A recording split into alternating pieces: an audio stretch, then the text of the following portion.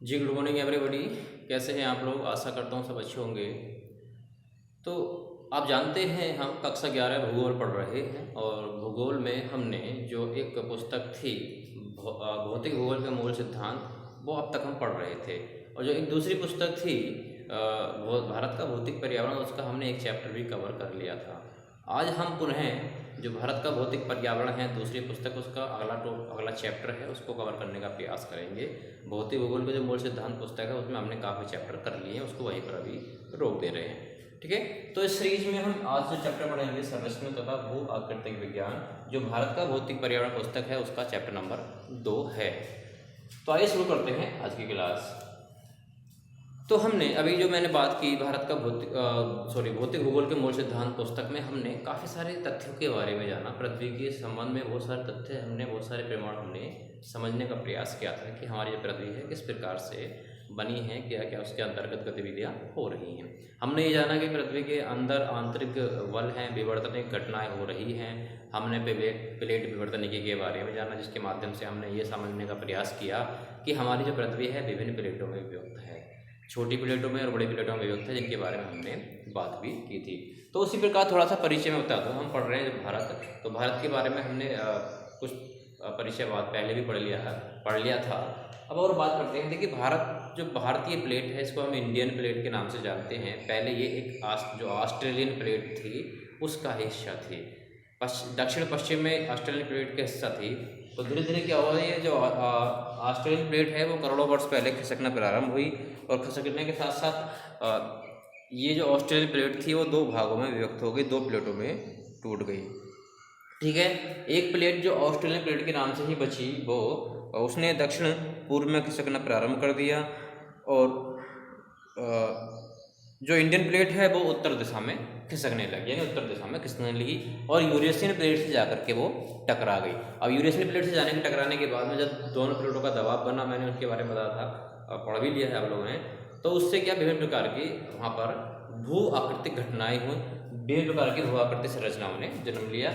तो उसी प्रकार जो हमारा भारतीय उपमहाद्वीप है, जो हमारा इस समय यूरेशियन प्लेट के साथ जुड़वा हुआ है, उसके बारे में हम आज बात करने वाले हैं। ठीक है, तो देखिए, भारतीय उपमहाद्वीप वर्तमान भूवैज्ञानिक संरचना व इसके क्रियाशील भू आकृतिक प्रक्रम मुख्यतः अंतर्जनिक व बहिर्जनिक प्रक्रियाओं का परिणाम है, आप जानते हैं।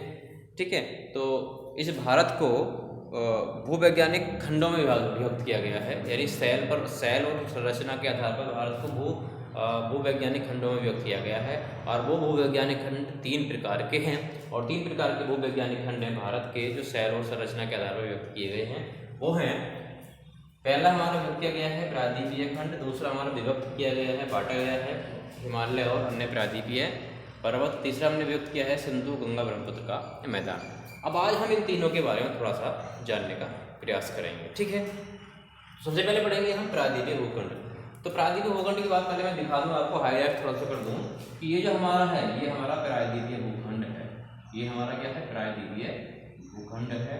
और एक बात बता दूं मैं, जो हिमालय और अन्य पर्वत हिमालय, ये हमारा जो है पूरा हिमालय पर्वत का क्षेत्र है, हिमालयी पर्वतमालाएं हैं। हिमालय यहाँ से जितना प्लस का निशान दिख रहा है, हमारी क्या है? पर्वत श्रेणी यही है, पर्वत चोटियाँ हैं, ये पूरे हिमालय का ही एक क्षेत्र है। ठीक है, और हम बात जो कर रहे हैं नंबर 3 है सिंधु गंगा ब्रह्मपुत्र का मैदान। तो ये हमारा जो है तीसरा जो है, मैं यहाँ लिख रहा हूँ उत्तर का मैदान भी इसको हम कहते हैं, इसको उत्तर का मैदान भी कहते हैं, मैंने यहाँ पर ये लिख दिया है। अब आप तीनों प्रायद्वीपीय खंडों के बारे में, तो तीनों भूवैज्ञानिक खंडों के बारे में आप तीनों भूवैज्ञानिक खंडों के बारे में आप यहाँ पर हाईलाइट्स कर सकते हैं, देख रहे हैं। अब इनके बारे में थोड़ी थोड़ी हमने डिटेल्स पढ़नी होगी, इनके बारे में थोड़ी डिटेल्स के बारे में जानेंगे।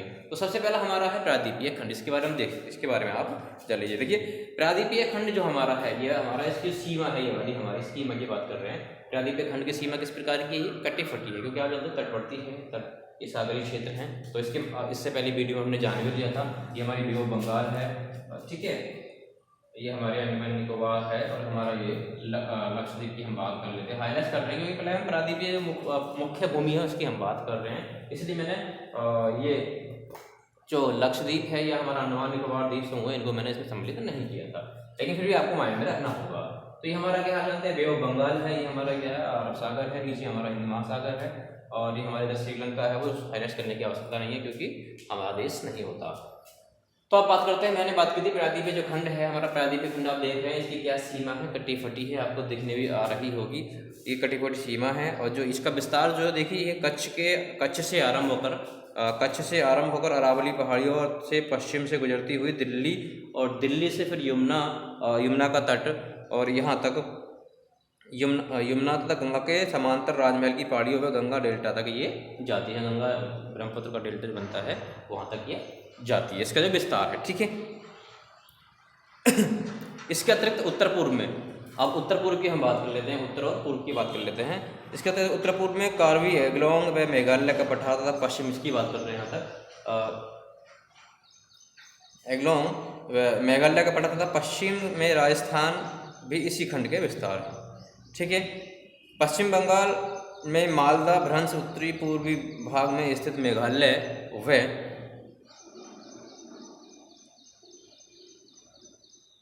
कार्बी एंगलोंग पठार इसको छोटा नागपुर पठार से अलग करता है। और ये जो हमारा प्रायद्वीपीय खंड है, ये ग्रेनाइट व नीस चट्टानों का बना है, नीस सैलों का बना हुआ है। दूसरी बात ये है कि हमारा जो इसका पश्चिम तट है वो पश्चिम तट समुद्र में दबा हुआ, समुद्र के अंदर डूबा हुआ है, और इसमें परिवर्तनीय घटनाएं होती रहती हैं। और आप जानते हैं कि यार जो हिस्सा था हमारा, ये इंडो ऑस्ट्रेलियन प्लेट का हिस्सा था, क्योंकि ये हिस्सा हमारा इंडो ऑस्ट्रेलियन प्लेट का था, और हमारा जब गति करने के बाद हमारी यूरेशियन प्लेट से जाकर के टकराया था। ठीक है, और इस भाग में विभिन्न प्रकार की पहाड़ियाँ सम्मिलित हैं, जैसे अरावली पहाड़ियाँ, नल्लामाला पहाड़ियाँ, जाबादी, वेलिकोंडा, पालकोंडा श्रेणी, महेंद्रगिरी पहाड़ियाँ इसके अंदर हमारी सम्मिलित हैं। ठीक है, अब हम बात करते हैं जो हमारा दूसरा हिमालय और अन्य प्रायद्वीपीय पर्वत, इसके बारे में आप डिटेल से सुनेंगे और ध्यान देंगे इसके बारे में। देखिए, तो आप जानते हैं, पहले मैंने हाईलाइट कर दिया, हमारा ये ऊपर वाला हिमालय का क्षेत्र है हमारा हिमालय, और ये प्रायद्वीपीय पर्वत के अंतर्गत आता है। देखिए, ये क्या है, कठोर एवं स्थित प्रायद्वीपीय खंड के विपरीत हिमालय और अतिरिक्त प्रायद्वीपीय पर्वतमालाओं की भूवैज्ञानिक संरचना कैसी है, तरुण है, दुर्लभ है व लचीली है। दुर्बल व लचीली हमारी ये पर्वत श्रेणियाँ, हमारी पर्वतमाला है। ये पर्वत वर्तमान समय में बहिर्जनिक तथा अंतर्जात बलों की क्रियाओं के द्वारा प्रभावित हैं। यानी इसमें क्या है, बहुत सी बहिर्जनिक प्रक्रियाएं होती हैं और बहुत सी अंतर्जनिक प्रक्रियाएं होती हैं। कैसे, मान लीजिए जो बहिर्जनिक प्रक्रियाएं हैं, इनके बारे में आप भौतिक और मूल सिद्धांत में पढ़ेंगे, लेकिन फिर भी हाईलाइट कर देता हूँ। पृथ्वी के बाहर, धरातल के बाहर जो प्रक्रियाएं हो रही होती हैं उनको बहिर्जनिक प्रक्रियाएं कहा जाता है।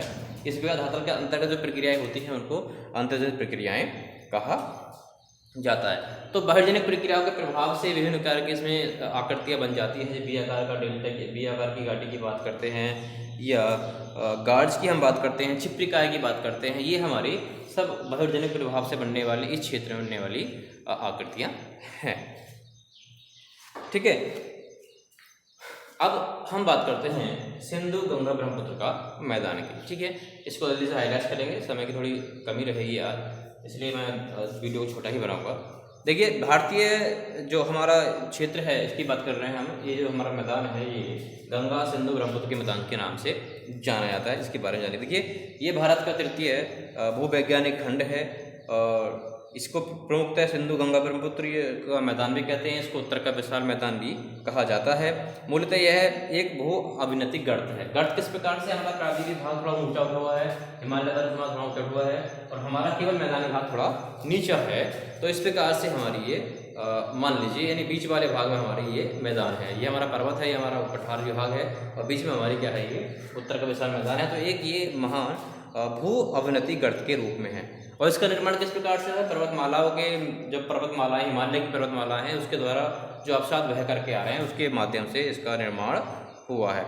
ठीक है, और विभिन्न प्रकार की जो नदियां हैं, यानी हिमालय से निकलने वाली नदियां और प्रायद्वीपीय भारत से निकलने वाली नदियां, इसका जो गर्त है, जो गहरा गड्ढा है, इसको लगातार अपने अवसादों के माध्यम से लगातार इसको पाटने का प्रयास कर रही हैं, इसको मतलब भरने का प्रयास कर रही हैं। इन मैदानों के जलोढ़ के, और उनके अंदर जलोढ़ है, क्योंकि आप जानते हैं जलोढ़ क्या होता है, विभिन्न प्रकार की नदियों के द्वारा बहाकर लाया गए अवसाद के द्वारा जो क्षेत्र होता है उसको हम जलोढ़ कहते हैं, मिट्टी का बना होता है। तो उसकी गहराई इतनी मानी गई है कि लगभग 1000 से 2000 मीटर तक इसकी गहराई मानी गई है, क्योंकि ये बहुत गहरा था, एक गर्त के रूप में था, और लगातार इसको नदियाँ अपने अवसाद के माध्यम से उसको पाटने का प्रयास कर रही हैं। ठीक है, तो ये हमारा था आज थोड़ा सा परिचय भारत के भौतिक पर्यावरण में संरचना तथा भूआकृति विज्ञान में भारत के बारे में। ठीक है, तो आज केवल इतना ही हाईलाइट्स करेंगे, आप इसको रिवीजन करेंगे, और क्योंकि बहुत सारी चीज़ें मैप के माध्यम से समझ में आती है, तो आशा करता हूँ आप इसके लिए मैप की सहायता भी लें, और मैं भी जैसे कोशिश करूँगा बनाता रहूँगा आपके सामने। ठीक है, तो मिलते हैं अगली वीडियो में, तब तक के लिए जय हिंद जय भारत। इसको देखते रहिएगा, वीडियो को लाइक ज़रूर कीजिएगा। धन्यवाद।